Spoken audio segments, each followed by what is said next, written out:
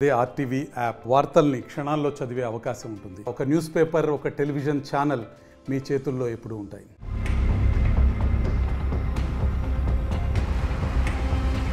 దేశంలో వరుస రైలు ప్రమాదాలు ఆందోళన కలిగిస్తున్నాయి.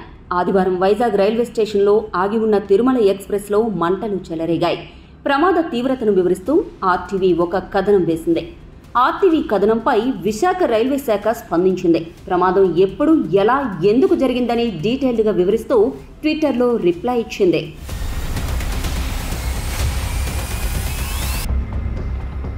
విశాఖ రైల్వే అధికారులు ఆర్టీవీకి ఇచ్చిన వివరణ ప్రకారం ఆదివారం ఉదయం 6:24 కోర్బా నుంచి విశాఖపట్నం ప్లాట్ఫామ్ నెంబర్ 4కి తిరుమల ఎక్స్ప్రెస్ చేరుకుంది. రెగ్యులర్ మెయింటెనెన్స్ కోసం ట్రైన్ను లాక్ చేశాం.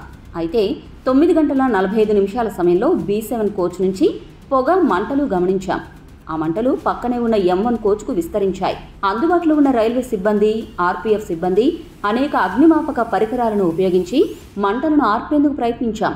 కానీ ఫలితం లేకుండా పోయింది. అప్పుడు సిబ్బందిలో ఒకరు ప్లాట్ఫామ్ నెంబర్ 3 వద్ద పక్కనే ఉంచిన ఓ సుత్తిని తీసి ఎమర్జెన్సీ కిటికీలను పగలగొట్టాడు. కోచ్లలో తాగేందుకు అందుబాటులో ఉన్న హైడ్రెంట్ల ద్వారా నీటిని పోసి మంటలను ఆర్పడానికి ప్రయత్నించాం. ఇంతలోనే అగ్నిమాపక దళం రంగంలోకి దిగి పరిస్థితిని అదుపు చేసింది.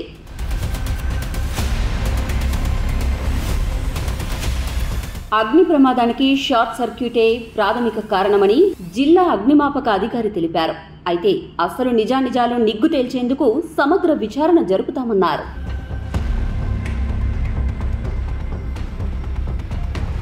మరిన్ని వీడియోస్ కోసం ఛానల్ ని సబ్స్క్రైబ్ చేయండి. లేటెస్ట్ అప్డేట్స్ కోసం వాట్సాప్ ఛానల్ ని ఫాలో చేయండి.